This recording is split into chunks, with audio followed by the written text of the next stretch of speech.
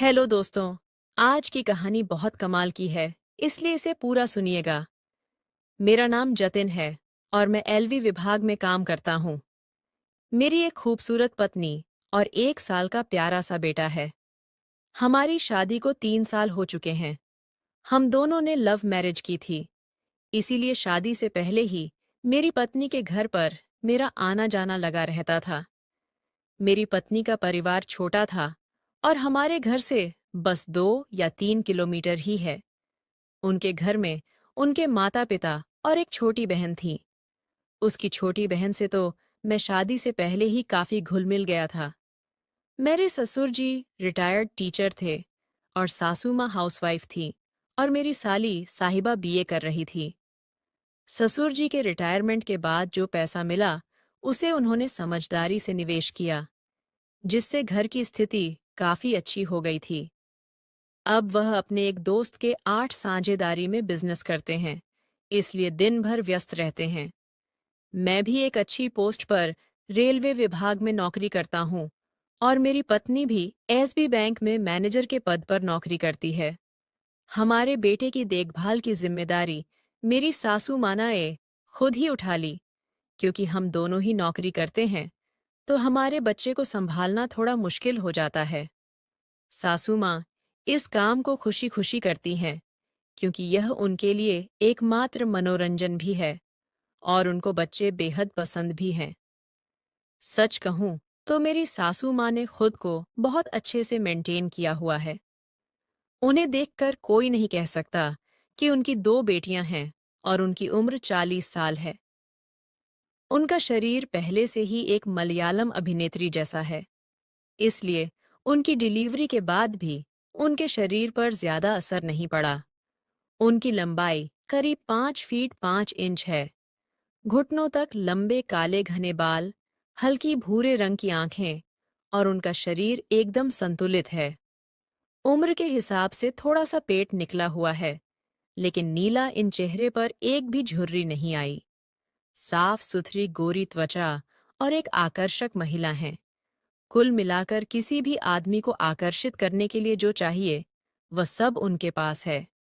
जब से मैंने उन्हें पहली बार देखा था, तब से ही मेरा मन उनके लिए आकर्षित हो गया था।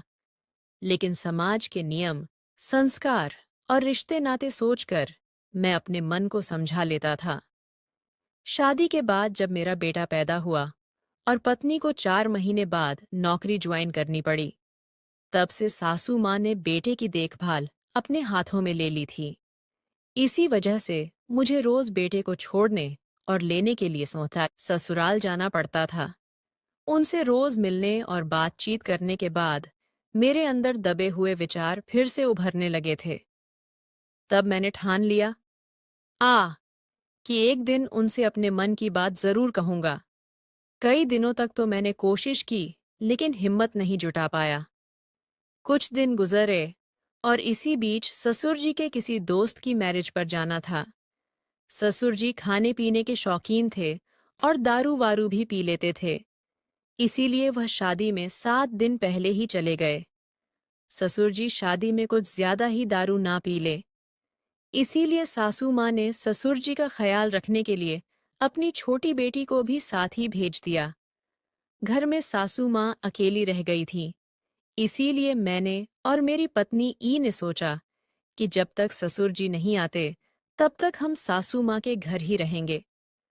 हम दोनों को ही नौकरी से शाम के 5 बजे छुट्टी हो जाती है, लेकिन मेरी ड्यूटी मेरे शहर में ही होने की वजह से मैं अब 5:30 ही घर आ जाता हूँ।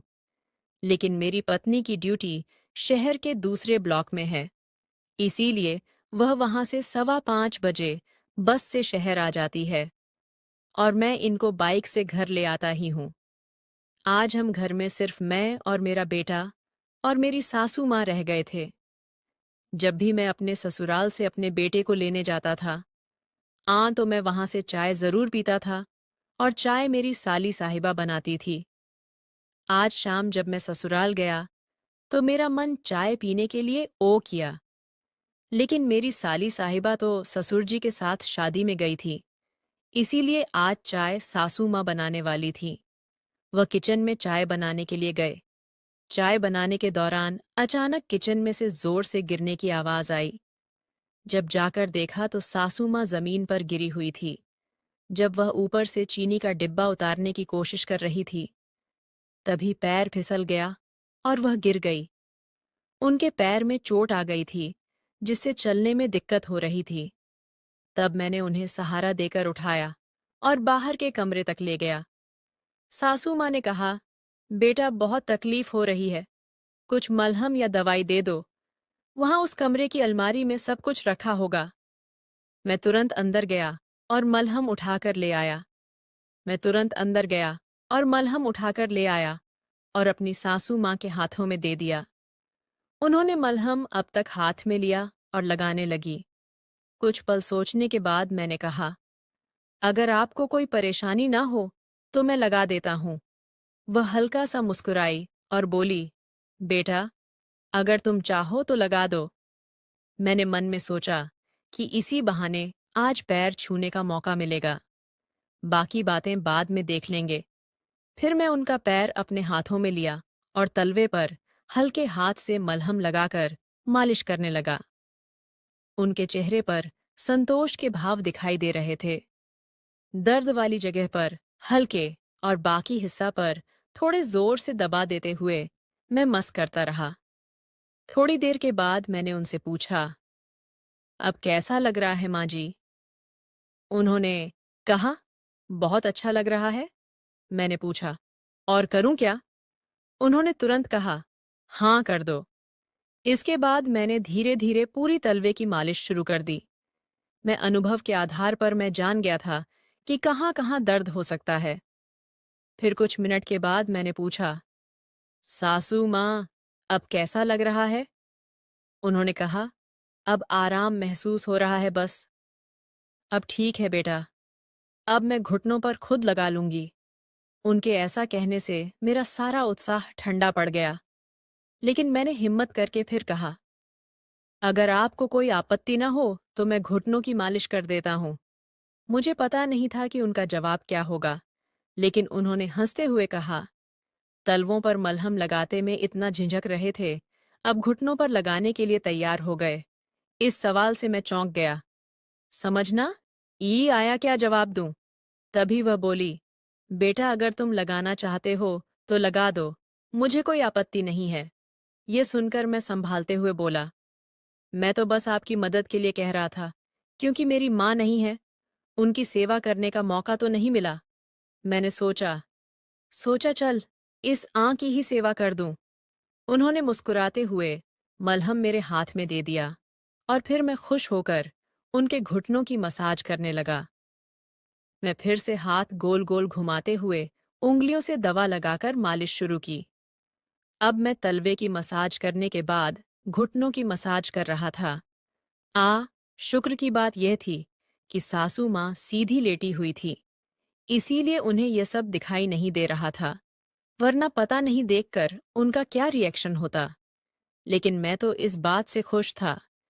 आपकी इतने सालों में जो भी बातें मेरे मन के अंदर दबी हुई थीं, शायद वह आज पूरी हो सकती है। सासू माँ आंखें बंद करके मालिश का आनंद ले रही थीं और उनके चेहरे से यह साफ झलक रहा था कि उन्हें इससे राहत मिल रही है। फिर भी मैंने पूछा, आपको कैसा लग रहा है सासू माँ? उन्होंने तुरंत जवाब दिया, बहुत अच्छा लग रहा है बेटा, आपके हाथों में तो जादू है। हालांकि एक चीज मैंने नोट की थी कि उनके बोलने का लहजा अब थोड़ा बदला हुआ था। ये सुनकर मैं थोड़ा चौकन्ना हो गया, लेकिन इससे मेरी हिम्मत और भी ज्यादा बढ़ गई। मैंने अपने आप पर विश्वास बनाए रखा और धीरे धीरे मालिश करता रहा। ये देखकर मेरा मन खुशी से भर गया। मुझे ऐसा लग रहा था जैसे मैं अपनी असली माँ की सेवा कर रहा हूँ। तभी अचानक से मेरा मोबाइल बजा। देखा तो मेरी पत्नी का फोन था। उसने बोला, मैं बस स्टैंड पर आ गई हूँ, मुझे ले जाओ, आज मुझे जल्दी छुट्टी मिल गई है। मैंने कहा, बस 5 मिनट में पहुंच रहा हूँ। इसके बाद मैं वहां से निकलने लगा और मैं उठ खड़ा हुआ। फिर सासू माया ने मेरी ओर देखा और कहा, जतिन, तुमने जो भी किया वह किसी ने कभी नहीं किया। तुम्हारा ये एहसान मैं नहीं भूलूंगी। मैंने हल्की मुस्कान के साथ कहा। अरे इसमें एहसान की क्या बात है माँ? आपको खुश रखना मेरा फर्ज है। उन्होंने सर हिलाते हुए कहा। शायद अरे लिए यह फर्ज था, लेकिन मेरे लिए यह एक नई शुरुआत जैसा है। मैं उनका बातों को समझने की कोशिश की, लेकिन ज्यादा कुछ कहे बिना ही मैं ही घर से बाहर चला गया। तब उनके चेहरे पर एक संतोष और अपनापन साफ झलक रहा था। रास्ते में मन में बस यही ख्याल था कि कभी-कभी रिश्ते अपने असली मायने तब समझ में आते हैं जब हम दिल से किसी की मदद करते हैं। शायद आज का दिन हमारे रिश्ते की एक नई शुरुआत थी। फिर मैं अपनी पत्नी के पास पहुंचा तो मेरी पत्नी ने पूछा, इतनी देर क्यों हो गई आने में? तब मैंने मुस्कुराते हुए कहा कि माँ का ख्याल रख रहा था। मेरी पत्नी ने मेरी तरफ देखा और बिना कुछ कहे मुस्कुरा राय दी। फिर हम दोनों ससुराल में आ गए और सासू माँ मुझे मुस्कुरा के देख रही थी। मेरे मन में एक अजीब सी शांति थी। शायद कुछ रिश्ते ऐसे ही होते हैं। आज हमें यह रुके हुए दूसरा दिन था और हमें 3 सरकारी छुट्टियां आ गईं। 2 सरकारी छुट्टी और 1 रविवार। अब हम दोनों पति पत्नी ससुराल में ही रहने वाले थे। सासू माँ के गिरने की वजह से उनके पैर में मोच आ गई थी, जिससे उनको चलने में दिक्कत हो रही थी। इसलिए अब मेरी पत्नी ही मांझी को कंधे का सहारा देकर इधर-उधर लेकर जाती थी। अगर सरकारी छुट्टियां न होती, तो सासू माँ की मदद करने का सौभाग्य मुझे प्राप्त होता। लेकिन मेरे फूटे कर्म मुझे उनकी सेवा करने का मौका ही भी मिला।